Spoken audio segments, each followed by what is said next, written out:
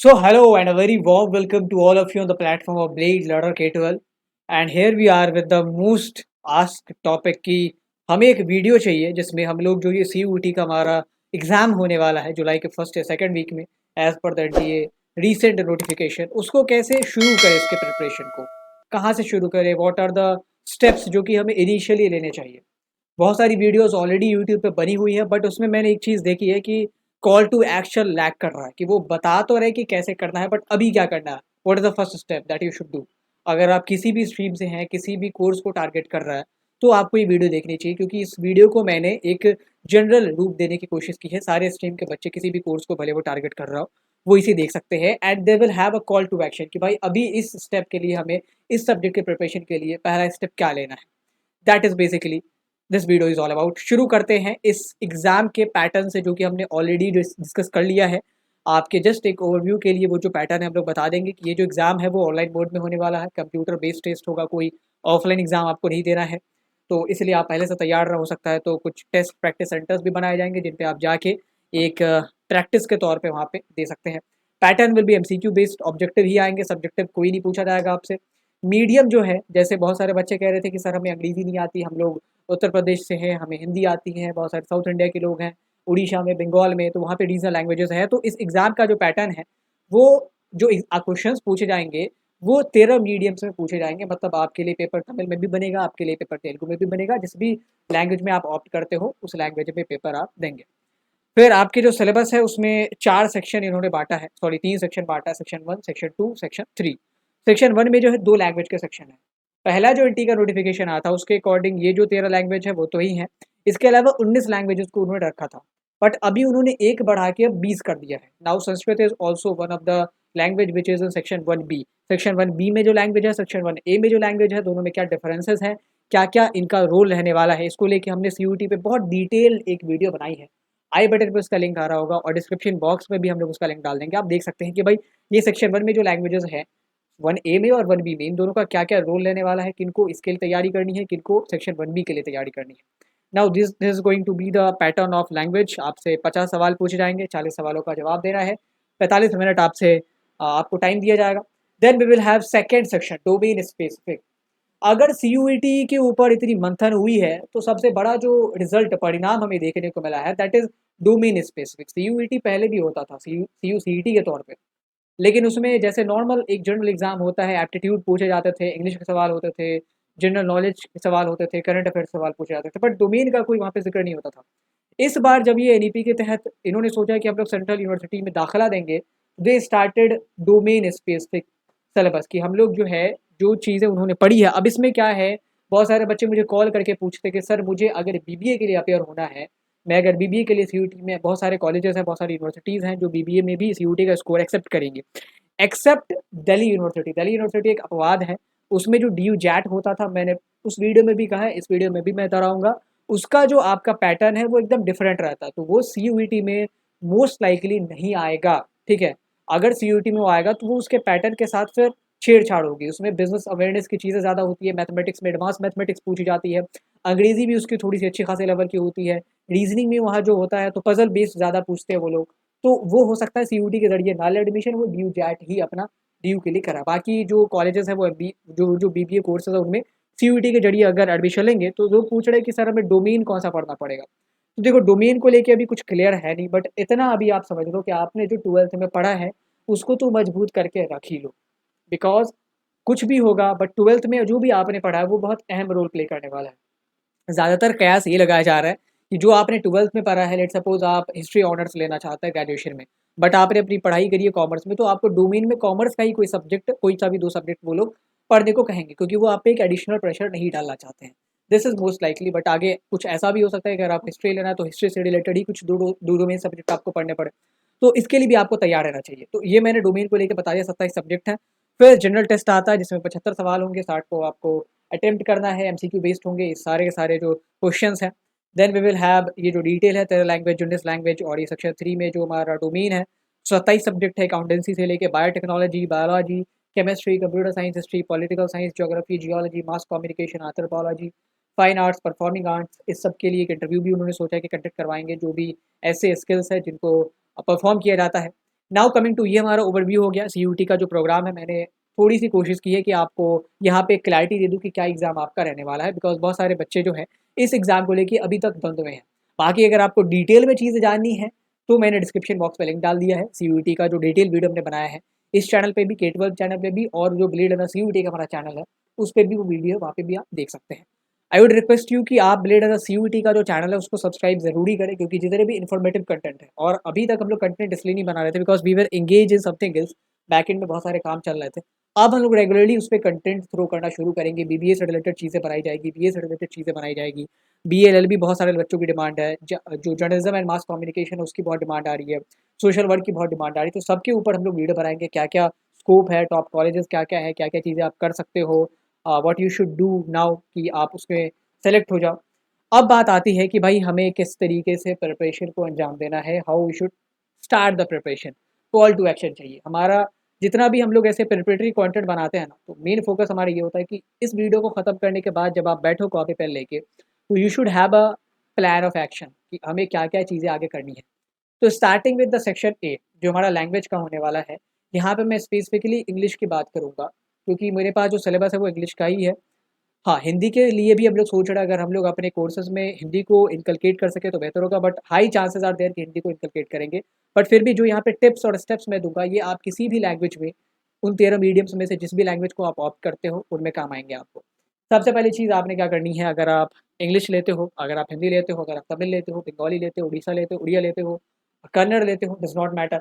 पहला स्टेप जो होने वाला है, आपसे जो सेक्शन 1 में लैंग्वेज के सवाल पूछे जाएँगे, that will be more based on aptitude. वो आपसे रीडिंग कॉम्प्रिहेंशन से चीज़ें पूछेंगे। ग्रामर की चीज़ें होंगी, बट कॉम्प्लीमेंट्री चीज़ें होंगी। डायरेक्ट ग्रामर से सवाल बहुत कम पूछे जाएँगे, क्योंकि उसमें मेंशन नहीं है। जैसे बहुत सारे एंट्रेंस एग्ज़ाम्स में या गवर्नमेंट एग्ज़ाम्स में ऐसा होता था, डायरेक्ट ग्रामर सवाल पूछे जाते थे। 5-6 सेंटेंसेस हमने दे दिया और कहा कि भाई ये जो है, इसको, इसका कौन-सा पैसिव है तो एक्टिव में बदलो, एक्टिव है तो पैसिव में बदलो। एनालिसिस से सवाल होते थे, तो इन सब की प्रोबेबिलिटी थोड़ी-सी कम है। एप्टीट्यूड बेस्ड ज़्यादा पूछे जाएँगे, और एप्टीट्यूड में आता क्या-क्या है? पैसेजेस आते हैं, जो कि आपने टर्म 1 में देखा है। क्लोज़ टेस्ट आता है, उन पैसेजेस में से कुछ-कुछ हमने फिल इन द ब्लैंक्स डाल दिए, और उससे रिलेटेड हिंट आपको ऑप्शन में दिया है, आपको बताने कि उस फिल इन द ब्लैंक्स में क्या-क्या चीज़ें भर सकते हैं आप। फिर हमारे पास पैराजम्बल आता है। एक सेंटेंस है, उसके 6, 7, 8 वर्ड हैं, और उन वर्ड्स को हमने गलत तरीके से अरेंज कर दिया। आपको सही तरीके से अरेंज करके उसका एक सही सेंटेंस बनाना है, मीनिंगफुल सेंटेंस बनाना है। तो ये सारी चीज़ें आपकी जो है एप्टीट्यूड बेस्ड है। सबसे अहम रोल जो यहाँ पे प्ले करता है, वो करता है आपकी रीडिंग स्पीड। आपकी रीडिंग स्पीड, आपकी उस लैंग्वेज को लेके समझ। अगर आप रीजनल लैंग्वेज में तैयारी करना चाहते हैं, तो मेक श्योर कि आप जो न्यूज़पेपर है रीजनल लैंग्वेज में पढ़ें। अगर आप हिंदी में देना चाहते हैं एग्ज़ाम, लैंग्वेज का भी, और पूरा का पूरा मीडियम आप चाहते हैं कि हिंदी में रहे, तो मेक श्योर कि आप जो न्यूज़पेपर पढ़ें, वो हिंदी में पढ़ें। न्यूज़पेपर पढ़ने से मैं क्यों आपको यहाँ पे एम्फसाइज़ कर रहा हूँ। इंग्लिश का एग्ज़ाम है तो न्यूज़पेपर तो सर सब लोग कहते हैं कि आपको करंट अफेयर में पढ़ना चाहिए। बट न्यूज़पेपर का अंग्रेज़ी में क्या यहाँ पे आशय है, ये हमें बताएँ। ये चीज़ जो है हमें समझ नहीं आ रही, हमारे गले पे नहीं उतर रही। तो न्यूज़पेपर पढ़ने से क्या होता है, और न्यूज़पेपर में आपको सारे खबरों को नहीं पढ़ना। You should start with front page. Front page पे भी ऐसी चीज़ें जो बहुत ज़रूरी है। अब ऐसा नहीं कि भाई कहीं पे कोई मर गया है, कहीं ट्रेन एक्सीडेंट हो गई, तो इन सब को हम लोग अवॉइड कर सकते हैं। फ्रंट पेज के अलावा we should move to foreign news, क्योंकि आजकल के समय में जो अभी आपका पॉलिटिकल सिनेरियो चल रहा है, तो एक तरफ इंडियन सबकॉन्टिनेंट में हाहाकार मचा हुआ, हमारी जो नेबरिंग कंट्री है, वहाँ पे अभी उथल-पुथल है। एंड उस तरफ अगर आप जाएँगे तो जो सेंट्रल एशिया के ऊपर का पोर्शन है, वहाँ पे भी बहुत ज़्यादा गहमा-गहमी हो रही है, बहुत दिनों से अभी लड़ाइयाँ जारी है। तो ये जो चीज़ है, फॉरेन न्यूज़ अभी बहुत अहम रोल प्ले करने वाला है, आपके भी इस करंट अफेयर की भी आपकी प्रिपरेशन हो जाएगी। और प्लस मैं न्यूज़पेपर पढ़ने को इसलिए एम्फसाइज़ कर रहा हूँ, because when you read the news, पहली चीज़ क्या होती है कि आप हार्ड चीज़ें करते हो। लाइन्स को पढ़ना और समझ-समझ के पढ़ना, हो सकता है कि बहुत सारी मीनिंग्स आपको नहीं आएँगी। आपको क्या करना है, वहाँ पे कॉपी लेके बैठना है। अभी तो आपके सामने बहुत सारी चीज़ें ऐसी हैं, जिन्होंने आपके काम को सुलभ कर दिया, आसान कर दिया है। ठीक है, आज से 3-4 साल पहले जब जब लोग प्रिपरेशन करते थे, ठीक है, जब फ़ोन उतना नहीं था अवेलेबल, तो उनको हर एक मीनिंग के लिए डिक्शनरी में खोजना पड़ता था। ठीक है, आप इमेजिन करिए कि 600-800 पेजेज़ की डिक्शनरी है, आप उसको पलट-पलट के हर एक मीनिंग को खोज रहा है। आपके सामने हर एक के पास अभी 12th क्लास में, आई डोंट थिंक कि फ़ोन, स्मार्टफ़ोन नहीं होगा, अगर आप यूट्यूब देखते हो तो स्मार्टफ़ोन होगा ही होगा। आप कोई सा भी बढ़िया डिक्शनरी का ऐप डाउनलोड कर सकते हैं, एंड जिस भी वर्ड में आपको दिक्कत होती है, स्टार्ट लिस्टिंग दोज़ वर्ड। ऐसा नहीं कि सर्च करके छोड़ दिया, उसको कॉपी में लिखना शुरू करो। The ideal way should be कि आप जिस वर्ड को लिखते हो ना, लेट्स सपोज़ हमने एक एक वर्ड हमने देखा, सर्कमस्टांसेस। सर्कमस्टांसेस का मतलब होता है कि उस जो कंडीशंस है, स्थिति, अब सर्कमस्टांसेस का हमने 2 सिनोनिम लिखना शुरू कर दिया कि सर्कमस्टांसेस से मिलते-जुलते कौन से वर्ड हो सकते हैं। तो एक कंडीशन हो सकता है, सिचुएशन हो सकता है। तो इन सब को जब आप, ये तो बहुत ईज़ी वर्ड है, नॉर्मल वर्ड हो सकता है, बहुत सारे लोगों को आता हो। बट आप जस्ट फॉर एग्ज़ाम्पल आप किसी भी ऐसे स्ट्रेंज वर्ड को देखते हैं तो उसका मीनिंग ज़रूर लिखें एंड उससे मिलते-जुलते 1-2 वर्ड ज़रूर लिखें। तो इससे क्या होता है कि आपकी समझ जो है ना उस टिपिकल वर्ड को लेके और ज़्यादा ब्रॉडेन होती है, चौड़ी होती है। ये आपका रीडिंग कॉम्प्रिहेंशन में काम आएगा। रीडिंग कॉम्प्रिहेंशन में क्या होता है, उसी मीनिंग के वो लोग ना 4-4 अलग-अलग वर्ड्स यूज़ करते हैं, ठीक है? वो आपको गुमराह करने की कोशिश करते हैं। सिचुएशन की जगह कहीं के प्रेडिकेमेंट्स दे देंगे, कहीं के सर्कमस्टांसेस दे देंगे, कहीं की कंडीशंस दे देंगे, ठीक है? तो that is basically the scenario. इसीलिए मैं आपको कहता हूँ न्यूज़पेपर पढ़ो, क्योंकि न्यूज़पेपर में वैरायटी ऑफ वर्ड्स आपको मिलेंगे। अलग-अलग फॉरेन न्यूज़ में अलग टाइप के वर्ड्स यूज़ होते हैं, बिज़नेस में अलग टाइप के वर्ड्स यूज़ होते हैं, स्पोर्ट्स में अलग टाइप के वर्ड्स यूज़ होते हैं। सबसे important editorials. Editorials are compulsory if you want to start preparation for English. मैं इसीलिए इन रीडिंग पे ज़्यादा फोकस कर रहा हूँ because the exam is going to be aptitude based, cloze test आपका एप्टीट्यूड पे बेस्ड है। सिनोनिम एंटोनिम जब तक आपकी वोकैबुलरी नहीं बढ़ेगी तब तक आप, और वोकैबुलरी आप रट नहीं सकते। आप अगर ऐसा सोचोगे कि डेली मैं 30-30 वोकैबुलरी रटूँगा तो this is not going to happen. जब तक आपको उस वोकैबुलरी से सेंटेंस बनाना नहीं आता है ना, और जब आप रीडिंग कॉम्प्रिहेंशन पढ़ते हो, जब आप एडिटोरियल पढ़ते हो, न्यूज़ आर्टिकल्स पढ़ते हो, तो आप देखते हो कि उस वोकैबुलरी को कैसे इस फलाने सेंटेंस में यूज़ करा गया है। दैट इज़ द थिंग जो आपके दिमाग में याद रहती है। ठीक है? सिंपल एंटोनिम या सिनोनिम आपके दिमाग में ज़्यादा देर तक नहीं बैठेगा। Think about that. इसीलिए मैं कह रहा हूँ कि स्टार्ट विथ रीडिंग न्यूज़पेपर। ये आपके लिए ना एक तीर से दो निशाना हो जाएगा। एक तो आपके करंट अफेयर तैयार एंड दूसरी आपकी रीडिंग हैबिट बिल्ड होगी, जो कि आपका धीरे-धीरे वोकैबुलरी बेस एक्सपैंड करेगी, आपकी रीडिंग स्पीड बढ़ेगी एंड सबसे इंपॉर्टेंट चीज़, आप ये एक रीड करना is a very hard task. जितना ज़्यादा आप हार्ड टास्क करते हो उतना आप माइंड को बीट करते हो एंड आपकी जो लिमिटेशंस है वो और ज़्यादा एक्सटेंड होती जाती है। लिमिट पुश करते हो आप। Second thing is start solving 2 reading comprehensions a day. ये जो 2 रीडिंग कॉम्प्रिहेंशन है, इसमें आप एक लिमिट लगा दें, यहाँ पे बैरिकेड लगाने बहुत ज़रूरी है। इसमें आप जो रीडिंग कॉम्प्रिहेंशन सॉल्व करेंगे वो सीजीएल, एसएससी, सीजीएल और सीएचएसएल लेवल के होने चाहिए।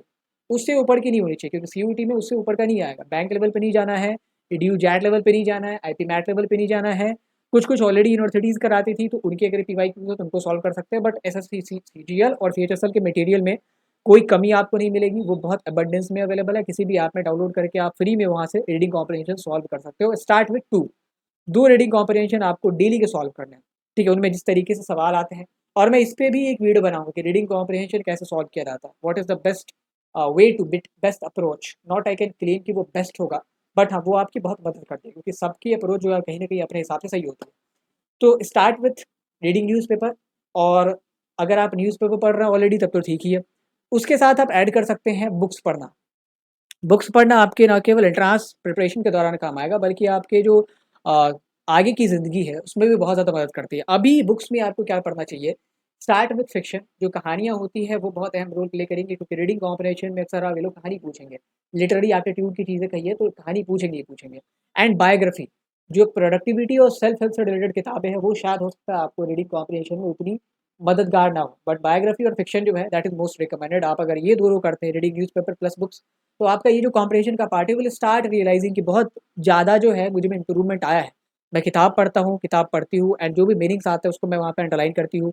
उसके मीनिंग को वहाँ पे लिखती हूँ, फिर उसके उससे रिलेटेड जो 2 मीनिंग्स है, राइट, सिनोनिम जिसे कहते हैं, उसको मैं कॉपी में लिखता हूँ। And when I used to prepare, तो मैं उन मीनिंग से सेंटेंसेस भी बनाता था। एटलीस्ट मैं 5 से 6 सेंटेंसेस बनाता था, जिससे मुझे हर एक मीनिंग्स का कहाँ-कहाँ इस्तेमाल करना है और मुझे याद रह पाते थे। क्योंकि अगर आप डेली के हिसाब से 30 नए मीनिंग्स को नोट डाउन करते हो, तो आप यकीन मानिए कि 3-3 बार मैं अगर पूछूँ, तो आपको मुश्किल से 5 से 6 वर्ड मीनिंग का मतलब पता होगा। अनटिल अनलेस कि आपने सेंटेंसेस बनाए तो हो सकता है 5 से 6 के बदले आपको 12, 13, 14 मीनिंग्स का पता हो। तो सेंटेंसेस बनाने से क्या होता है, हमें उसका यूजेस पता चलता है। आपको मैंने बता दिया कि भई गाड़ी ऐसे चलती है और आपने कभी गाड़ी चलाई नहीं है, तो क्या आप गाड़ी चला सकते हैं? कभी नहीं चला सकते। आपने भले ही वर्ड मीनिंग का मतलब समझ लिया, but you have not made any sentences, there will be problem for you. वहाँ पे वो प्रॉब्लम ऑब्स्टेकल क्रिएट करेगा आपके लिए। तो जो भी आप वर्ड मीनिंग पढ़ें, चाहे बुक से, चाहे न्यूज़पेपर से, चाहे आप रीडिंग कॉम्प्रिहेंशन जब सॉल्व कर रहे हो, मेक श्योर कि आप उसके सेंटेंसेस ज़रूर बनाएँ, ठीक है? उसके बाद बेसिक ग्रामर भी हमें थोड़ी बहुत समझ लेनी है, क्योंकि स्पॉट द एरर करके भी सवाल आ सकते हैं। इसमें ज़्यादा डीप में नहीं जाना है। हालाँकि जो हम लोग कोर्स मटेरियल बिल्ड कर रहे हैं उसमें हमने सारी चीज़ों पे ध्यान दिया है, बेसिक से लेके एडवांस तक, जिसमें कि आपको दिक्कत नहीं आएगी। बट अभी आप फर्स्ट स्टेप के तौर पे क्या कर सकते हो, मतलब अभी अगर आपको शुरू करना है, तो मैंने कह दिया कि न्यूज़पेपर पढ़ना है, डेली के 2 रीडिंग कॉम्प्रिहेंशन लगाने हैं और धीरे-धीरे आपको अपने सबसे पहले टेंस पे काम करना है। टेंस पे क्या है, टेंस सब जगह पे काम आएगा। टेंस पे काम करना है और टेंस पे काम कर लिया तो साथ ही साथ वर्ब की भी प्रिपरेशन हो जाएगी। Preposition and article are most important. Preposition तो आपका उसमें भी काम आएगा जब आप क्लोज टेस्ट के लिए तैयारी कर रहे होगे, इसमें बीच बीच में वो लोग फिल द ब्लैंक्स छोड़ देते हैं एंड आपको फिर उसमें भरना होता है, तो वहाँ पे प्रीपोजिशन बहुत काम आएगा। फिर आइटम्स एंड फ्रेजेस, ये भी बहुत हद तक आपके जो एडिटोरियल पार्ट है उससे सॉल्व हो गए। ट्रस्ट मी, जब मैं प्रिपरेशन करता था एडिटोरियल से मुझे इतने मुहावरे और इतने किंवदंतियों का पता चला था जितना मैंने किसी गाइड से भी नहीं सीखा था। तो एडिटोरियल्स पढ़ना, ये जो आइटम्स और फ्रेजेस है और जो भी हार्ड मीनिंग्स है ना, वो आपको एडिटोरियल्स में मिलेंगी। तो अगर आप हिंदी में एग्जाम देना चाहते हो, स्टार्ट रीडिंग हिंदी एडिटोरियल्स। अगर आप अंग्रेजी में देना चाहते हो तो अंग्रेजी की एडिटोरियल्स पढ़ना शुरू करो। कोई ज़रूरत नहीं कि हमें द हिंदू के एडिटोरियल्स पढ़ने हैं या इंडियन एक्सप्रेस के पढ़ने। You can start with basic news paper 2। अगर आप वो पढ़ते हो, हिंदुस्तान टाइम्स पढ़ते हो या टाइम्स ऑफ इंडिया पढ़ते हो, फिर भी कोई ज़्यादा बड़ा इशू नहीं है, वो भी बहुत ज़्यादा इनफ है। सीधे हमें हिंदू में नहीं पहुँचाना। हाँ, जिनकी ऑलरेडी प्रैक्टिस थी इंडियन एक्सप्रेस या हिंदुस्तान टाइम्स पढ़ने, they can promote themselves to Hindu and Indian Express, but मैं रिकमेंड करूँगा अभी बेसिक लेवल पे तो आप टाइम्स ऑफ इंडिया को रेफर कर सकते हैं। ये चीज़ें हैं। और लास्ट में जो स्टेप 5 है उसको बिल्कुल भी इग्नोर ना करें। आप चाहे जिस भी ऐप से प्रिपरेशन कर रहे हैं, उनमें सेक्शनल टेस्ट उन्होंने दिया होगा। हम लोग जो लॉन्च करेंगे तो हम लोग भी अबंडेंस में सेक्शनल टेस्ट आपको देंगे। उसमें आपको वीकली टेस्ट देने हैं एटलीस्ट 1 से 2 आपको वीकली टेस्ट देने हैं सेक्शनल टेस्ट। मतलब जो भी आपने इंग्लिश में पढ़ा है उसका सेक्शनल टेस्ट हो सकता है 40 सवाल हो, बट आपको उसमें से 20 ही बने, 23 ही बने। आपने 23 बनाए और बाकी के 17-18 सवालों को एटलीस्ट देखा तो है, ठीक है? इससे आपके दिमाग में ये चीज़ तो पता चली कि भाई ये चीज़ें मेरी वीकनेसेस हैं। वीकली टेस्ट से क्या होता है, एक तो आपकी नॉलेज टेस्ट होती है, प्लस आपकी जो वीकनेसेस हैं उनको आपको एनालाइज करने का मौका मिलता है। सो जिस भी ऐप से आप तैयारी कर रहे हैं, जिस भी फ्री मटेरियल से आप तैयारी कर रहे हैं, start attempting weekly test. Daily daily तो नहीं दे सकते, और डेली डेली हम दे के कुछ कर भी नहीं सकते, क्योंकि अब अगर हम टेस्ट देते हैं और उसे एनालाइज नहीं करते हैं तो उसका फिर कोई मतलब बनता नहीं। So in that way you can start with the language preparation. Newspaper पढ़ना शुरू करो, किताबें पढ़ना शुरू करो। अगेन ये जिस मीडियम में है, अगर आप गुजराती मीडियम में देना चाहते हो तो गुजराती किताबें बेहतर होगी, गुजराती न्यूज़ पेपर बेहतर होगा। फिर जो रीडिंग कॉम्प्रिहेंशन है वो आपको उस लेवल पे करना पड़ेगा। आजकल के टाइम में आई थिंक अरबी वगैरह ने रीजनल लैंग्वेजेस में एग्जाम देना शुरू करा। तो अगर आप रीजनल लैंग्वेजेस में देना चाहते हैं, कन्नड़ में, मलयालम में, तेलुगु में, तो आरआरबी जो होता है रीजनल रूरल बैंक्स, उनके आप कॉम्प्रिहेंशन को रेफर कर सकते हो। उनके भी कॉम्प्रिहेंशन क्लर्क लेवल के, लेकिन प्रोबेशनरी ऑफिसर के नहीं, क्लर्क लेवल के जो कॉम्प्रिहेंशन होंगे उनको आप सॉल्व कर सकते हो अगर आप रीजनल लैंग्वेजेस से देना चाहते हो तो। That is basically the recommendation, suggestions, और इस तरीके से आप जो है लैंग्वेज की प्रिपरेशन शुरू कर सकते हो। ये मेरा एक रॉ सिलेबस का कंटेंट है, इसमें बहुत सारी चीज़ें और भी जुड़ सकती है। मैंने जो इंपॉर्टेंट चीज़ है उसको यहाँ पे लिस्ट करा। Then we have the next section, जो हमारा अगला सेक्शन है डोमेन स्पेसिफिक।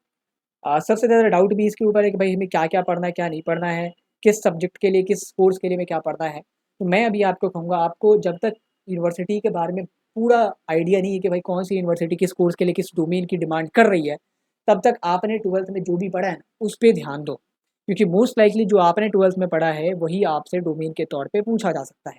क्योंकि एनटीए वाले नहीं चाहते, ना ही यूजीसी वाले चाहते कि हम लोग बच्चों के ऊपर एक एडिशनल प्रेशर दें।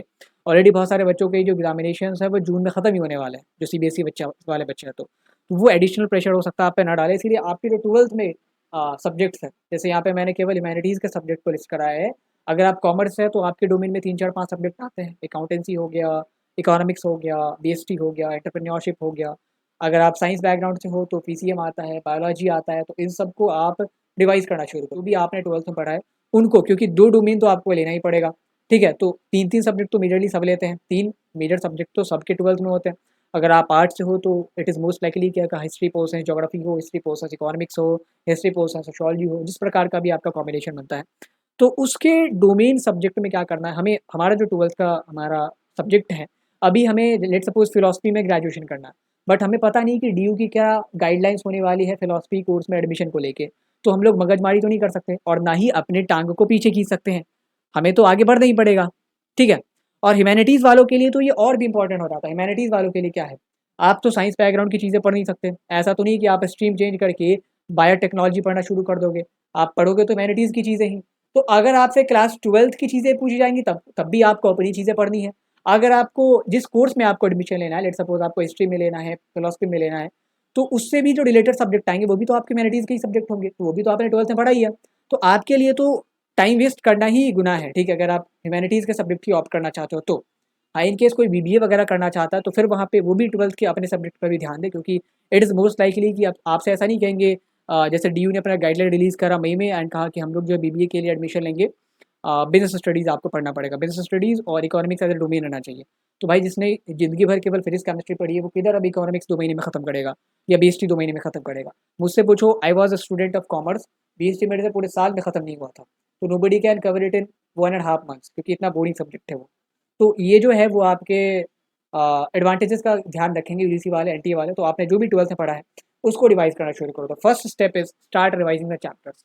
आपने जहाँ से भी जिस भी लेक्चर जिस भी यूट्यूब चैनल से पढ़ा है, मेक श्योर कि आप उन्हीं चैनल से पढ़े। अगर आप मैथ्स के स्टूडेंट है, अगर आप कॉमर्स के स्टूडेंट है, अगर आप आर्ट्स के स्टूडेंट है, तो मेक श्योर आप उन्हीं चैनल से पढ़े जिनमें थोड़ी सी डीप में चीज़ें समझाई जाती हैं। क्योंकि उन्होंने कहा तो है 12th एनसीईआरटी बेस्ड आएगा, लेकिन मैंने देखा है, जैसा मुझे अभी लगता है, ह्यूमैनिटीज़ में बहुत सारे लोग हैं जो कंटेंट बना रहे बट एनसीईआरटी को भी पूरा ख़त्म नहीं करते, डीप में उतना नहीं पढ़ाते। और यहाँ पे ऐसा बिल्कुल भी आप ना मान के चलें कि जो आपका 12th में टर्म 1 का एमसीक्यू आया था कि भाई राजा कृष्णदेवराय किस वंश के थे, ऐसा सवाल आएगा। ऐसा सवाल ज़रूर आएगा, बट जो सवाल होंगे अच्छे खासे लेवल के होंगे। इट इज़ क्वाइट पॉसिबल कि वो आपसे पैसेज बेस्ड सवाल पूछे, ठीक है, चैप्टर के 20 सोर्सेज से सवाल पूछे। तो ये चीज़ें मैंने देखा है, बहुत सारे लोग नहीं करवाते हैं। तो आप उन्हीं चैनल से पढ़ें। And I am not claiming anything, but हमने कभी भी इन सारी चीज़ों को इग्नोर नहीं करा है, सोर्सेज को इग्नोर नहीं करा है। एंड एक सोर्सेज पे वीडियो भी आ रही है इसी वीक, जो हमारा 12th के जितने भी क्लास 12th हिस्ट्री के इंपॉर्टेंट सोर्सेज उन पे वीडियो आएगी। तो ना केवल सोर्सेज इंपॉर्टेंट है, बल्कि चैप्टर पढ़ना बहुत इंपॉर्टेंट है। आप लेक्चर रिवाइज ज़रूर करो जहाँ से भी आपने पढ़ा, but start reading the book. ये आपकी रीडिंग प्रैक्टिस में भी काम आएगी, आपके वर्ड वोकैबुलरी के वो हॉराइजन को भी ब्रॉडन करेंगे। एंड सबसे इंपॉर्टेंट, अगर बीच से सवाल पूछे जाते हैं पैसेज बेस्ड बना के, तो फिर आप जवाब दे पाएंगे।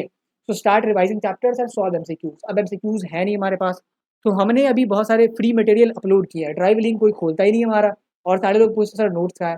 टेलीग्राम में आप जब भी ज्वाइन होते हो ना, जो भी ज्वाइन होता है तो वेलकम का मैसेज आता है, उसके नीचे एक लिंक होती है ड्राइव की, वहाँ पे सारे के सारे इंपॉर्टेंट क्वेश्चंस हैं। टर्म 1 में जो एमसीक्यूज आए थे वो, टर्म 2 में जो प्रोबेबली सब्जेक्टिव पूछे जाएंगे वो, नोट्स भी सारे वहाँ पे लिस्टेड है, कोई भी नहीं देखता नोट्स। एक एक चैप्टर में जो पीडीएफ हमने बनाई है, पीपीटी बनाई है, उसमें कभी कभी 50 पेजेस की पीपीटी है, तो लोग देखते हैं कि 50 पेज का पूरा नोट्स होगा। नोट्स मेरे भाई 20 से 25 पेज का ही है। वो जो एडिशनल पेजेस हैं उनमें हमने पीवाईक्यूज पिछले सॉल्व किए हैं, फिर एनसीईआरटी के सवालों को सॉल्व किया है। तो जब तक आप पूरे नोट से गो थ्रू नहीं होते, तब तक आप कैसे अंदाजा लगा सकते हैं कि व्हाट इज इनसाइड, ठीक है। और आप लोगों की सहूलियत के लिए अब हम लोग A4 शीट पे भी नोट्स डेवलप कर रहे हैं, ताकि आपको कोई दिक्कत ना हो आने वाले टाइम में। और बाकी हमारे कोर्स के मटेरियल उसमें तो कोई भी हम लोग कॉम्प्रोमाइज़ करने जा ही रहे। स्टार्ट विद द एमसीक्यूज जो हमने आपको दिए हैं। नीचे हम ड्राइव की लिंक डाल देंगे, वहाँ पे आप हिस्ट्री हो गया, पॉलिटिकल साइंस हो गया, इकोनॉमिक्स हो गया, टर्म 1 के जितने भी चैप्टर्स हैं उनकी एमसीक्यूज अवेलेबल हैं। या आपने अगर टर्म 1 में कोई सैम्पल पेपर खरीदा है, हमारा खरीदा है, किसी भी पब्लिकेशन का खरीदा है, तो उसको आप सॉल्व कर सकते हैं। हाँ, लेकिन एक चीज़ ध्यान रखिएगा कि जैसा सीबीएसई के बच्चों को मैं कहता हूँ कि आपको वो जो बॉक्सेस होते हैं, ब्लू कलर के बॉक्सेस, पर्पल कलर के बॉक्सेस, इन सारी चीज़ों से क्वेश्चंस नहीं आएंगे, लेकिन इसमें आ सकते हैं। सीयूईटी में एक एक टाइमलाइन से भी क्वेश्चन पूछा जा सकता है आपके। इससे भी पर्पल बॉक्स से भी सवाल पूछे जा सकते हैं, ब्लू बॉक्सेस से भी सवाल पूछे जा सकते हैं। सोर्स से तो सवाल आएंगे ही आएंगे, उसके अलावा जो भी बॉक्सेस होते हैं ना, उनको भी आप ध्यान से पढ़ें। Then read newspaper. Again newspaper से आपका क्या होगा, रीडिंग हैबिट बनेगी, जल्दी जल्दी आप रिवाइज कर पाओगे। और सबसे बड़ी नीड यही है। बहुत ज़्यादा एडवांटेज उस आदमी को रहता है किसी भी एंट्रांस एग्जाम में की प्रिपरेशन में या गवर्नमेंट एग्जाम की प्रिपरेशन में, जिसकी रीडिंग हैबिट बहुत बढ़िया होती है, ठीक है। क्योंकि उसके ना ये रीजनिंग में बहुत मदद मिलेगी, पजल वगैरह को लेके। उसका इंग्लिश बहुत अच्छा से चला जाएगा। उसका अगर उन्होंने लॉ की प्रिपरेशन करनी है तो फिर लॉ में तो सारी चीज़ें कॉम्प्रहेंसिव ही आती है। तो reading habit is very necessary to build. अगर आप हिंदी मीडियम से हो तो हिंदी पढ़ना शुरू करो, अगर आप इंग्लिश मीडियम से हो तो इंग्लिश में पढ़ना शुरू करो, उड़िया मीडियम से हो तो उड़िया में पढ़ना शुरू करो। Does not matter, but start reading. Newspaper पढ़ो, अपनी किताबों को पढ़ो, बट ऐसा मत सोचो कि किसी लेक्चर, किसी पीडीएफ से हमारी जो एग्ज़ाम की जर्नी है वो ख़त्म हो जाएगी। हमें अपना एफर्ट कोई डालना नहीं पड़ेगा, कोई भी कितना भी पैसा ले ले आपसे, बट आपको अपना इनपुट डालना ही पड़ेगा। There is no shortcut to crack any exam, कोई शॉर्टकट नहीं होता है। हमें भी जिस लेवल पे हम लोग आज हैं और आप लोगों को सर्व कर रहे हैं, इसको यहाँ तक पहुँचने में 2 से ढाई साल लगे हैं। हो सकता है कि नंबर्स बहुत कन्विंसिंग नहीं हो, 3000 भी नहीं अभी सब्सक्राइबर है, बट वी ऑल नो कि इसके वैल्यू क्या है, 2600, 2700, 2800 लोगों की क्या वैल्यू है। तो एनीथिंग, जो भी चीज़ें आपको मिलती है, रिवॉर्ड मिलता है, वो आसानी से नहीं मिलता। Everything has price attached to it, उस प्राइस को आपको पे करना पड़ेगा। तो domain specifically start revising the chapter. अभी अगर आपका बोर्ड हो चुका है, अगर आप स्टेट बोर्ड से हैं तब तो आप शुरू से कर लें। अगर आप 12th बोर्ड देने वाले हो, सीबीएसई हो, तो जो आपका टर्म 2 का चैप्टर है उनको रिवाइज करो। अभी आप टर्म 1 में मत जाओ, जिससे आप डिस्ट्रैक्ट हो गए। जो टर्म 2 का आपका चैप्टर है उन्हीं को पहले रिवाइज करके पुख्ता कर लो। फिर आपके जो बीच के फिर 20-25 दिन बचेंगे उनमें आप डोमेन रिवाइज कर लेना। अगर आप किसी कोर्सेज में इन्वॉल्व हो जहाँ पे अच्छे से डोमेन की पढ़ाई पढ़ाते हैं, तो फिर वो लोग करा ही देंगे, उनके लाइव लेक्चर्स होंगे, उनके ऑलरेडी रिकॉर्डेड लेक्चर्स होंगे। And by the way we are also building the course most affordable, most comprehensive and one of the best we have tried. हमने अपनी सारी जो रिसोर्सेज उनको लगा दिया, सारा खून जला दिया, लगभग बहुत सारे टीम, बहुत सारे एफर्ट्स के बाद जो चीज़ें हैं वो बिल्ड हो रही है। तो इस तरीके से आप जो है डोमेन स्पेसिफिक की तैयारी कर सकते हैं। Don't miss reading NCERT. NCERT आप पढ़े ही पढ़े, क्योंकि ये बहुत लाइकली है कि पैसेज बेस्ड सवाल आएंगे डोमेन में। तो इसमें आपने अगर केवल पढ़ा हुआ है, क्वेश्चंस को रटा हुआ है या लेक्चर से पढ़ा हुआ, तो आपकी बहुत ज़्यादा मदद नहीं मिलने वाली है, आपको उसमें पढ़ना ही पड़ेगा NCERT. Now coming to the most debated topic कि सर हमें जनरल टेस्ट देना पड़ेगा क्या। अभी तक तो किसी भी यूनिवर्सिटी ने ऐसा खोल के नहीं कहा है कि जनरल टेस्ट आपको नहीं देना पड़ेगा, ठीक है। अच्छा, जनरल टेस्ट है किसके लिए, तो एक तो आप समझ लो कि जो भी स्ट्रीम चेंज करके आने वाले हैं उनको लाइकली जनरल टेस्ट देना ही पड़ेगा। 99% चांस है कि उनको जनरल टेस्ट देना पड़ेगा। तो वो अगर कॉमर्स बैकग्राउंड से हैं तो थोड़ी सी दिक्कत होगी, मैथ्स बैकग्राउंड से तो उनको मैथमेटिक्स में उतनी दिक्कत नहीं होगी, क्योंकि मैथमेटिक्स का जो आपका सिलेबस है वो 108 ही है। कॉमर्स के हैं तो भी दिक्कत नहीं होगी। अगर आर्ट्स के किसी कोर्सेज में रखा जाता है जनरल टेस्ट को कंपलसरी, जो कि अभी तक क्लियर किसी ने नहीं करा है, अभी सीयूईटी का फॉर्म ही नहीं आया तो क्लियर कैसे करेंगे। तो अंडर 8th के ये सारे आपके इंपॉर्टेंट चैप्टर्स हैं। अब इन चैप्टर से बहुत सारे सब चैप्टर्स आते हैं छोटे छोटे, number system, average, percentage, profit loss, SICI, ratio proportion, time and work में वेजेस का भी कॉन्सेप्ट आएगा, टाइम एंड डिस्टेंस आएगा, बोट एंड स्ट्रीम होगा, मेंसुरेशन होगा, डेटा इंटरप्रिटेशन जिसमें आप बार ग्राफ पढ़ते हो, लाइन ग्राफ पढ़ते हो, पाई चार्ट्स पढ़ते हो। तो इन सारी चीज़ों से जो है सवाल आपसे पूछे जाएंगे, बहुत बेसिक लेवल के सवाल होंगे। आपको क्या करना है, how you should start the preparation of mathematics. अभी मैं बिल्कुल भी रिकमेंड नहीं करूँगा कि अगर आप ह्यूमैनिटीज़ के स्टूडेंट हो तो जनरल टेस्ट की प्रिपरेशन छोड़ दो। इट इज़ क्वाइट लाइकली कि कुछ कुछ कोर्सेज में वो आपसे जनरल टेस्ट के बारे में पूछें। तो इसके लिए हमें सबसे पहले बेसिक मैथ से शुरुआत करनी है। Normal LCM, SCF, product of two numbers जो होता है, एवरेज का जो कॉन्सेप्ट होता है, इन सब सिंप्लीफिकेशन हो गया, इन सब से शुरुआत करनी है, ठीक है। बेसिक से हम लोग शुरुआत करेंगे ना, शुरुआत हमेशा छोटी की जाती है, सबने बड़े देखे जाते हैं, शुरुआत छोटी होती है। शुरुआत में ही अगर हम लोग शुरू करेंगे मेंसुरेशन से सीधे ले क्यूबॉइड का हम लोग एरिया निकाल रहे हैं, ठीक है, तो ये फिर हमारे लिए बहुत ज़्यादा मुश्किल हो जाएगा। शुरुआत बहुत बेसिक करते हैं। और एक जैसा रीजनिंग हो गया और क्वांट हो गया, और मैंने इंग्लिश में भी कहा है कि आपको 2 रीडिंग कॉम्प्रिहेंशन तो कम से कम लगाना है। 2 के बदला 4 कर लो, 6 कर लो, ये आप पे डिपेंड करता है, आपके टाइम पे डिपेंड करता है। अगर आपके एग्जाम्स हो चुके हैं तो आप 2 से 3 भी कर सकते हो, 4 भी कर सकते हो, बट आप CBSE बोर्ड्स हैं, जब आपके एग्जाम्स होने वाले हैं तो स्टिक टू ओनली 2 कॉम्प्रिहेंशन। अगर आपने इसको भी डिसिप्लिन मैनर में 2-3-4 हफ्ते फॉलो कर लिया तो बहुत ज़्यादा चेंजेस आपको अपने अंदर देखने को मिलेंगे। बेसिक मैथ्स जो हमने सॉल्व करा है, जैसे हमने SCF और LCM को सॉल्व किया, तो 25 क्वेश्चन उस चैप्टर के हमें बैंक कलर के लेवल के मैथ्स सॉल्व करने हैं। यहाँ पे आपको सीरियल या CHSL पर नहीं जाना है। सीरियल और CHSL जो है वो स्टाफ सिलेक्शन कमीशन कराता है, तो उनका जो ज़्यादा फोकस है ना, ज़्यादा इंक्लिनेशन है वो मैथमेटिक्स की तरफ होता है। उनके रीजनिंग के सवाल आसान होते हैं, इंग्लिश के सवाल आसान होते हैं, लेकिन जो मैथ्स के सवाल है वो थोड़े से डिफिकल्ट होते हैं, ठीक है। ऐसे ही मैंने आपको इंग्लिश की प्रिपरेशन के लिए बैंक के मटेरियल को रेफर करने को नहीं कहा था, क्योंकि वहाँ पे बैंक PO के लेवल का मटेरियल जो होता है वो थोड़ा सा एडवांस होता है। इवन IBPS क्लर्क का भी जो मटेरियल है इंग्लिश लेवल के लिए वो थोड़ा सा CUT के लेवल से एडवांस होगा। बट कमिंग टू मैथमेटिक्स तो वो आपको IBPS क्लर्क हो गया या RRB clerk, regional rural bank में जो क्लर्क बनते हैं ग्रामीण क्षेत्रों में, उस लेवल की जो मैथमेटिक्स है उसको आपको तैयार करना है। इसके अलावा आपकी जो पुरानी यूनिवर्सिटीज़ जैसे BHU एग्ज़ाम लेता था, तो इन सब के मैथमेटिक्स के क्वेश्चन अगर मिलते हैं, मतलब अगर जनरल टेस्ट के क्वेश्चन मिलते हैं तो आप इसको सॉल्व कर सकते हो। बट ये जो यूनिवर्सिटीज़ के PYQs है वो थोड़े से कम मात्रा में, RRB क्लर्क लेवल के क्वेश्चंस या IBPS क्लर्क लेवल के क्वेश्चंस अबंडेंस में किसी भी आपको आप डाउनलोड कर ले, आपको भरपूर मात्रा में सवाल मिलेंगे, ठीक है। और सिर्फ सवाल अटेम्प्ट करके आपको आ जाना है, वहाँ पे कोई कोर्सेज वगैरह नहीं खरीदने हैं, ठीक है, क्योंकि वो आपको बैंक की तैयारी कराएंगे, RRB की तैयारी कराएंगे, उससे आपको कुछ भी भला नहीं होने वाला। Just attempt the question, analyse कर ले कि भाई क्या क्या चीज़ें दिक्कत हो रही है, जैसे सिम्प्लीफिकेशन पढ़ा, SCF LCM पढ़ा है, वहाँ पे पूरा वो ऑर्गेनाइज करके रखता है चैप्टर वाइज। तो उनके 20 से 25 सवालों को हमने सॉल्व कर दिया। एक टारगेट बना लो, अगर आपके पास ज़्यादा टाइम नहीं है तो 15, हमने 15 टारगेट बना लिया कि 15 से ज़्यादा करेंगे, कम नहीं करेंगे। अगर आपके पास टाइम है तो 25 से ज़्यादा करेंगे, कम नहीं करेंगे। एंड ये मैथमेटिक्स की जो प्रिपरेशन है वो आपके लेवल ऑफ इंटेलिजेंस पे भी डिपेंड करती है। अगर आपको मैथमेटिक्स में इंटेलिजेंस ज़्यादा बढ़िया है, आई एम नॉट सेइंग कि इंटेलिजेंस केवल मैथमेटिक्स में होता है, हो सकता है किसी आदमी को इकोनॉमिक्स ज़्यादा पसंद हो, किसी को पॉलिटिकल साइंस ज़्यादा पसंद हो, इसलिए मैंने यहाँ पे स्पेसिफाई किया अगर आपकी मैथमेटिक्स बढ़िया है तो आपको बस 15-20 सवाल भी अगर आप रूटीन वाइज सॉल्व करते हो वो भी आपके लिए ना, आपको मटेरियल में ज़्यादा इन्वॉल्व नहीं होना पड़ेगा, आपको चैप्टर ज़्यादा नहीं पढ़ने पड़ेंगे। बट फॉर दोज जिनको मैथ्स में थोड़ी सी दिक्कत होती है, तो LCM SCF सिम्प्लीफिकेशन में तो उनको कोई मटेरियल पढ़ना नहीं पड़ेगा, उनको किसी के लेक्चर को देखने की ज़रूरत नहीं है, सिंपल वो सवाल जाके सॉल्व कर सकते हैं। मैंने इसमें वही रखा है, स्टेप 1 में एकदम जो आप बहुत ईजी के साथ कर सकते हो। कोई भी ऐप डाउनलोड करो, सीधे वहाँ पे जाके, जैसे हम लोग भी कुछ ऐसा डेवलप कर रहा है जिससे आपकी जितनी भी चीज़ें हैं, डाउट से रिलेटेड चीज़ें, मटीरियल से रिलेटेड चीज़ें, सारी चीज़ें एक जगह पे, एक पटल पे सॉल्व हो जाए। बट जब तक वो जो चीज़ है लॉन्च नहीं होती है तब तक आप किसी और के ऐप को भी रेफर कर सकते हैं। Just start attempting 20 to 25 questions. इसमें आपको वीकली टेस्ट देना है, जैसे अंग्रेजी में मैंने आपको कहा वीकली टेस्ट देना को, इसलिए इसमें भी मैं कह रहा हूँ इसमें अब क्या होगा, आपने ले सपोज एक वीक में 2 चैप्टर खत्म किया, सिम्प्लीफिकेशन पढ़ लिया, एवरेज पढ़ लिया, आप इसके टेस्ट दे दो, एक सेक्शनल टेस्ट दे दो, इसमें सारे चैप्टर्स के सवाल है, मेंसुरेशन वगैरह सारे, उन सबको देख लेना, अटेम्प्ट मत करना, बट एवरेज और सिम्प्लीफिकेशन के जो सवाल है उनको अटेम्प्ट भी करना, और बाकी के जो सवाल है जो आपने नहीं पढ़े उनको भी कोशिश करके देख लेना एक बार अटेम्प्ट करके। तो सेक्शनल टेस्ट देने से होता क्या है, एक तो आप जो नए-नए चैप्टर्स हैं जो कि आप आने वाले समय में पढ़ोगे, उनके सवालों से आप रूबरू हो जाते हो, और आपने जो अभी तक तैयारी की है, उसमें आपको पता लग जाता है कि व्हिच आर दोज़ थिंग्स जिस पे आपको काम करना है, क्या-क्या चीज़ें जो आपकी ऑलरेडी बढ़िया हैं, जिस पे आपको केवल मोमेंटम में ले जाना है धीरे-धीरे, ठीक है? Revise, revise, revise. जैसे क्वांट्स में मैं बात कर रहा हूँ, वैसे ही रीज़निंग में भी मैं इसी चा चीज़ पे बहुत ज़ोर डालूँगा कि जैसे आपने नंबर सिस्टम पढ़ा, एक वीक आपने एवरेज पढ़ लिया, नंबर सिस्टम पढ़ लिया, तो अगले वीक की शुरुआत में आप नंबर सिस्टम एवरेज को ज़रूर रिवाइज़ कर लें। डेली के हिसाब से, और नंबर सिस्टम के 5 सवाल, एवरेज के 5 सवाल।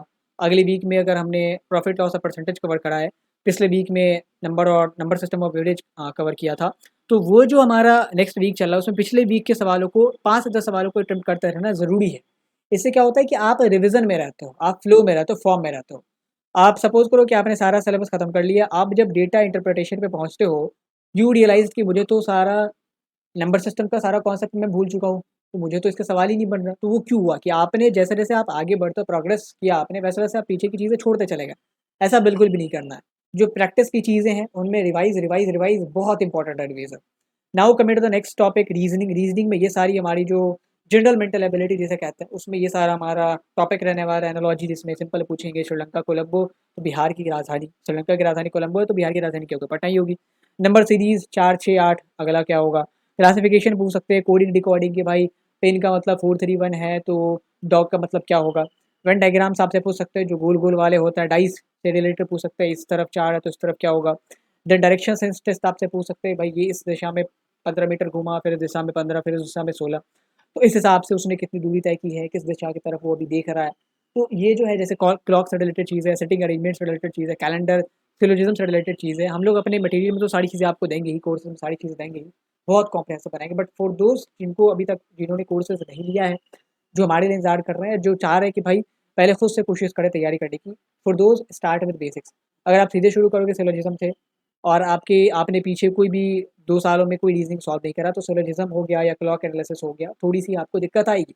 बट ये जो मैंने पहला चैप्टर रखा है, पहला टॉपिक मैंने जिस भी सब्जेक्ट का रखा है ना, वो एकदम स्टार्ट करने लायक ही है। एनालॉजी से, सिमिलैरिटी के सवालों से आप आसानी से स्टार्ट कर सकते हो, बहुत बेसिक सवाल होते हैं। आपका कॉन्फिडेंस भी बिल्ड होगा, और धीरे-धीरे आपकी जो रीज़निंग एप्टीट्यूड है, वो भी बैक एंड में आपका डेवलप होता जाएगा। So start with basics analogy, 25 question solve करें सीजीएल या सीएचएसएल लेवल के। अगेन बैंक में रीज़निंग जो है अच्छी खासी लेवल की पूछी जाती है, इंग्लिश अच्छी खासी लेवल की पूछी जाती है। मैथमेटिक्स के लिए केवल हमें बैंक क्लर्क के लेवल को रेफर करना है, बाकी रीज़निंग के लिए, अंग्रेजी के लिए हमें सीएचएसएल और सीजीएल के लेवल को रेफर करना है। वीकली टेस्ट दें, आपको अपनी कमजोरियों का पता चल पाएगा, और आप जो आने वाले चैप्टर्स कवर करेंगे, वीकली सेक्शनल टेस्ट देने हैं जिसमें सारे के सारे चैप्टर सवाल होंगे। इससे आपको आने वाले चैप्टर में क्या सवाल है, आप अगर कम स्कोर करते हो तो मार तो नहीं देंगे कोई, ना तो हम आपको मारने वाले हैं, ना ही वो लोग आपको मारेंगे, ठीक है? सेक्शनल टेस्ट में अगर आप स्क्रू अप भी करते हो, कम स्कोर आया तो कोई दिक्कत नहीं है, आपने तो प्रैक्टिस के लिए ये किया है। सो ये चीज़ आपको समझनी पड़ेगी कि ऐसा नहीं कि आप 40 सवाल है तो 40 के 40 जब अटेम्प्ट करने की स्थिति में रहो तभी हम सेक्शनल टेस्ट लगाएँगे, ऐसा कभी नहीं होता। मॉक आपको देने पड़ते हैं 2-2 हफ्ते पे हर एक, चाहे आपकी प्रिपरेशन कैसी भी हो। ऐसा नहीं कि हम लोग लास्ट में मॉक देना शुरू करेंगे, जब तक हम मॉक नहीं देंगे तब तक हमें पता कैसे चलेगा कि जो भी अभी तक हमने पढ़ा है, उसमें हमारी क्या स्थिति है, उसमें क्या इम्प्रूवमेंट्स किए जाने हैं अभी। एंड इसमें भी रिवाइज़, रिवाइज़, रिवाइज़।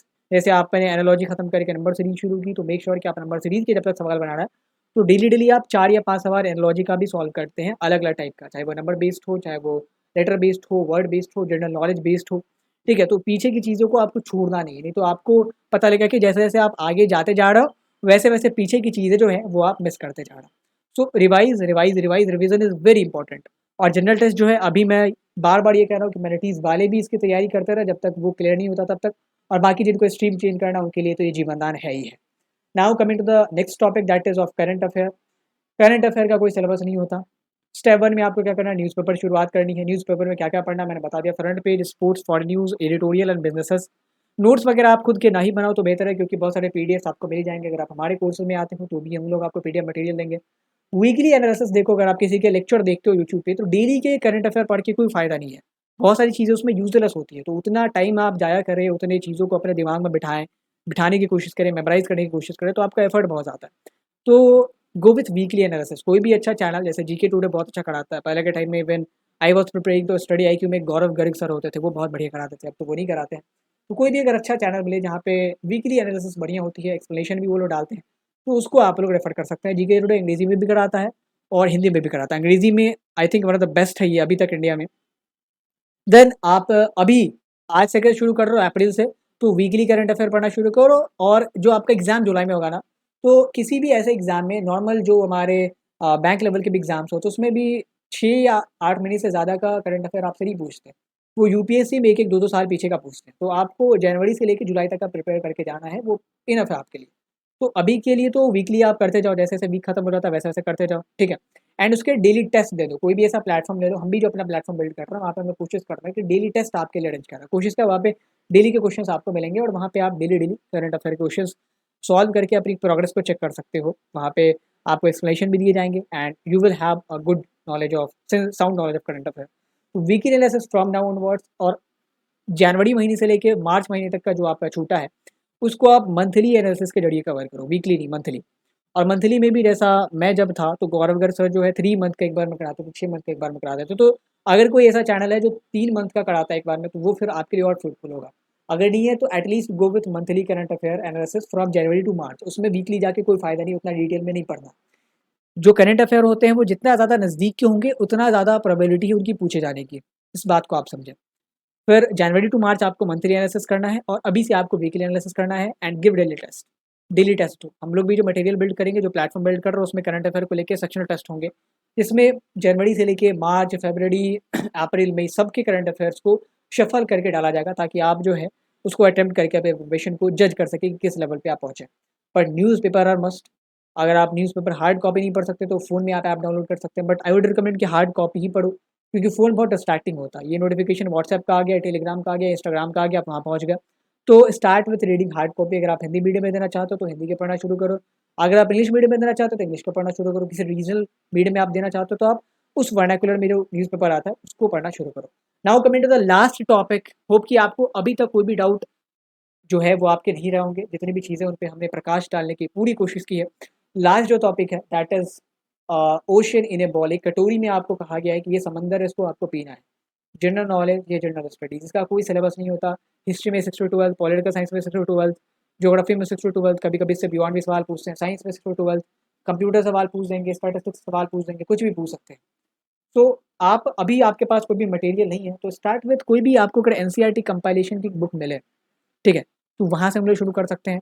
यहाँ जीके जीएस में सबसे बड़ा हैक क्या होता है कि आपको अगर कोई गाइड करने वाला मिल जाए, तो ये आसान हो जाता है कि हमें कितनी चीज़ें पढ़नी है, कितनी नहीं पढ़नी है। जैसे अगर मुझे मुगल राजवंश में ही आपको चीज़ें बतानी हो, तो बताने को तो बहुत चीज़ें हैं, बट क्या आपके एग्ज़ाम के लेवल के हिसाब से उतनी चीज़ें आपके लायक है कि नहीं है, वो आपके टीचर या आपके गाइड को अच्छे से पता होता है। तो वो अगर कोई गाइडेंस देने वाला है, तो जीके जीएस जो है, वो आप बहुत अच्छे से प्रिपेयर कर सकते हैं। तो मटेरियल की कोई कमी नहीं है मार्केट में और सिलेबस भी बहुत अच्छा है। तो हो सकता है कि आप 6-6 घंटा जीके जीएस में ही दे रहे हो, जिसके अनएक्सपेक्टेड सवाल आते हैं। ऐसा नहीं है कि अगर आपने प्रॉफ़िट लॉस के सवालों को अटेम्प्ट किया तो आपको पता है कि सवाल जो है उसी टाइप के होंगे जो मैंने सॉल्व किया, बस स्टैट्स अलग होगा, नंबर अलग होगा। बट जीके जीएस में अनएक्सपेक्टेड सवाल होते हैं। एक सवाल हमने तैमूर से पूछ लिया और एक सवाल बुद्धा से पूछ लिया, ठीक है? तो कुछ भी कहीं से भी पूछा जा सकता है। तो start with any NCERT compilation या लूसेंट से आप रेफ़र कर सकते हैं। बट दिक्कत क्या है एनसीईआरटी कंपाइलेशन में भी और लूसेंट में भी, जहाँ तक मैंने असेस की है और हमारी टीम ने असेस करा है, कि इसमें लिमिट नहीं दिया गया क्योंकि वो जो किताब है वो लोग बनाते हैं सारे एग्ज़ाम्स के बच्चों के लिए। एसएससी के बच्चे भी पढ़ते हैं, यूपीएससी के बच्चे भी पढ़ते हैं, एसएससी सीजीएल के बच्चे भी पढ़ते हैं, बैंकिंग के बच्चे भी पढ़ते हैं। बैंकिंग के बच्चे थोड़ा सा कम पढ़ते हैं क्योंकि उसमें स्टैटिक चीज़ें ज़्यादा नहीं पूछी जाती और बाकी जितने भी एग्ज़ाम्स हैं उनके बच्चे भी पढ़ते हैं। तो वहाँ पे उन्होंने चूँकि बार कोई नहीं लगाया कि आपको किस एग्ज़ाम के लिए कितना पढ़ना है, इसीलिए मैं रिकमेंड करूँगा कि इसके लिए आप कुछ मटेरियल्स को रेफ़र करो जो कि आपने ऑलरेडी किसी गाइड, किसी मेंटोर या किसी जगह पे आपने कोर्स वगैरह लिया है, तो वहाँ से रेफ़र कर सकते हो। वो बढ़िया से आपको गाइड कर देंगे। अदरवाइज़ अगर आप हमारे एनरोल करते हो तो हम लोग भी आपको इसमें उतना ही पढ़ाएँगे जितनी आपको ज़रूरत होगी। क्योंकि ज़्यादा पढ़ा के कोई फ़ायदा नहीं है, हमारा भी टाइम जाया जाएगा एंड आप भी फालतू चीज़ों में अपना टाइम वेस्ट कर रहोगे। यहाँ पे आपको क्या करना है, अपने कोई नोट्स नहीं बनाने। Don't waste your time in making your notes. GK GS में आप कितना ही नोट्स बनाओगे। एक सिंपल टॉपिक अगर मैं दे दूँ, जितने जानवर आज इस 2021-22 के पीरियड के दौरान आईयूसीएन लिस्ट में नेम किए गए हैं, तो आपको उसी को बनाने में 6 से 7 पेज लगेंगे, ठीक है? और ये एक बहुत छोटा टॉपिक है इतने पूरे सिलेबस का। तो आप सोचो हिस्ट्री में कितने टॉपिक होंगे, इकोनॉमिक्स में कितने टॉपिक होंगे, जनरल साइंस में कितने टॉपिक होंगे, बायोलॉजी में कितने टॉपिक होंगे, पॉलिटिकल साइंस में कितने टॉपिक्स होंगे। तो don't try to make your own notes. जो भी लेक्चर जहाँ से भी आप देखते हो और जो भी पीडीएफ्स आपको मिलती है कहीं से भी, उसको बस रिवाइज करो। और अगर टेस्ट कहीं पे लगा सकते हो तो टेस्ट लगाओ। टेस्ट लगाना सबसे बेहतर होगा, क्योंकि इसमें कोई ट्रिक काम नहीं आता, इसमें कुछ भी समझना नहीं है। ये पूरा मेमोराइज गेम है, पूरा का पूरा ये मेमोरी गेम है। और जितना ज़्यादा मेमोराइज कर सकते हो उतनी आपको कैपेबिलिटी बढ़ती है इस जीके जीएस के सवालों को अटेम्प्ट करने की। बट मुझे ऐसा लगता है कि अगर ये ऐसा एग्जाम कुछ तैयार कर रहा है जिसमें बच्चों को मज़ा आए, तो जीके जीएस के प्रपोर्शन को कम रखेंगी और करंट अफेयर थोड़ा सा ज़्यादा रखेंगे, क्योंकि करंट अफेयर थोड़ा इंटरेस्टिंग होता है, जान के बच्चे जो है इच्छुक उत्सुक भी होते हैं। बट जो स्टैटिक चीज़ें हैं थोड़ा सा बोरिंग लगती है। तो मुझे ऐसा लगता है अगर ऐसा कुछ करना चाहते हैं, क्योंकि बहुत सारे एग्जाम्स में होता है स्टैटिक पे कमज़ोर होता है, और ये जो चीज़ें हैं करंट अफेयर्स रिलेटेड चीज़ें वो ज़्यादा पूछते हैं। तो wait for the model paper of CUET 2022। जब तक मॉडल पेपर नहीं आता तब तक हम लोग नहीं कह सकते। इसीलिए हम लोग कहते हैं कि अभी आपको सारी चीज़ों के लिए तैयार रहना है, बेस्ट के लिए भी, वर्स्ट के लिए भी, कुछ भी हो सकता है। अभी कुछ भी क्लियर नहीं है तो अभी ये मान के ना चले कि हमें यही तैयारी करनी है, ठीक है। किसी भी स्ट्रीम से हैं, अगर आप डोमेन को पढ़ना चाहते हो तो start with your 12th subject जो आपने पढ़ा ऑलरेडी। 2 सब्जेक्ट तो एटलीस्ट प्रिपेयर होने चाहिए। हिस्ट्री, पोल साइंस, इकोनॉमिक्स है तो हिस्ट्री और पोल साइंस प्रिपेयर रख लो, हिस्ट्री या इकोनॉमिक्स प्रिपेयर रख लो, हिस्ट्री साइकोलॉजी प्रिपेयर रख लो, 2 सब्जेक्ट एटलीस्ट प्रिपेयर रखो। पीसीबी है तो फिजिक्स केमिस्ट्री प्रिपेयर रख सकते हो। हाँ, अगर कुछ बायोलॉजी से रिलेटेड कोर्स लेना है तो फिर बायोलॉजी भी पढ़ना पड़ेगा, जाहिर सी बात है। That is basically the video जिसमें हमने हर एक चीज़ों पे बात की है। कॉल टू एक्शन दे दिया कि भाई क्या कर सकते हो, जीके जीएस में क्या कर सकते हो, करंट अफेयर में किस तरीके से शुरुआत की जा सकती है, मैथमेटिक्स में किस तरीके से शुरुआत की जा सकती है, एनसीईआरटी को कैसे पढ़ना है, फिर हमारा डोमेन स्पेसिफिक किस तरीके से शुरुआत की जा सकती है, रीजनिंग में कैसे शुरुआत की जा सकती है। कहीं पे भी अब कोई डाउट है, नीचे कमेंट बॉक्स खुला हुआ है, आराम से आप पूछ सकते हो। हमारा टेलीग्राम ग्रुप खुला हुआ है, वहाँ पे आप पूछ सकते हो। हमने व्हाट्सएप नंबर भी नीचे डाल दिया, वहाँ पे कॉल करके आप पूछ सकते हो। And wait for some more days. हम लोग एक ऐसा प्लेटफॉर्म बिल्ड कर रहे हैं जो कि किसी ने अभी तक सोचा भी नहीं होगा कि ह्यूमैनिटीज़ के बच्चों को इतनी मदद मिलेगी। Nobody was working very professionally on humanities. Specially हम लोग इसको पूरे क्लेम के साथ कह सकते हैं, पूरे दावे के साथ कह सकते हैं कि ये जो 1.5-2 साल हमने और हमारी टीम ने बिताए हैं, fully focused on you people. कि आपकी जो प्रॉब्लम है कि भाई हमारे पास कोई एक एग्रीगेट प्लेटफॉर्म नहीं है जहाँ पे हमारा सारा मटेरियल मिले, जहाँ पे हमारे सारे लेक्चर्स मिले, जहाँ पे हमारे सारे नोट्स मिले, जहाँ पे हमारे सारे डाउट सॉल्व हो। डाउट्स बहुत बड़ा इशू है। किसी टेलीग्राम ग्रुप में हमने नहीं देखा कि वो लोग बच्चों को डाउट्स पूछने देते हैं, सिंपल डाउट जो नोट्स वगैरह वो भेजते हैं एंड दैट्स ऑल। तो किस तरीके से हमने ये प्लेटफॉर्म बिल्ड करने में अपना समय बिताया है और चीज़ों को एनालाइज़ किया है, बारीकियों को एनालाइज़ किया है। तो you will see once the platform is launched. So you will check that once the platform is launched. Until then, you should start your preparation by making the notes from this video. इस video को हो सकता है कि अगर आप बार बार ना देख सके तो मैं इसकी पीडीएफ आपको दे दूंगा। मेरे साइड आप खुद भी कॉपी में नोट करके रख सकते हो कि अभी मुझे स्टेप 1 के तौर पे क्या करना है, रीजनिंग की तैयारी में क्या करना है, क्वांट्स की तैयारी में क्या करना है, करंट अफेयर की तैयारी में क्या करना है, डोमेन की तैयारी कैसे करनी है। If still you have any doubts, comment box is open and WhatsApp number तो हमने हमेशा ओपन करके रखा ही है।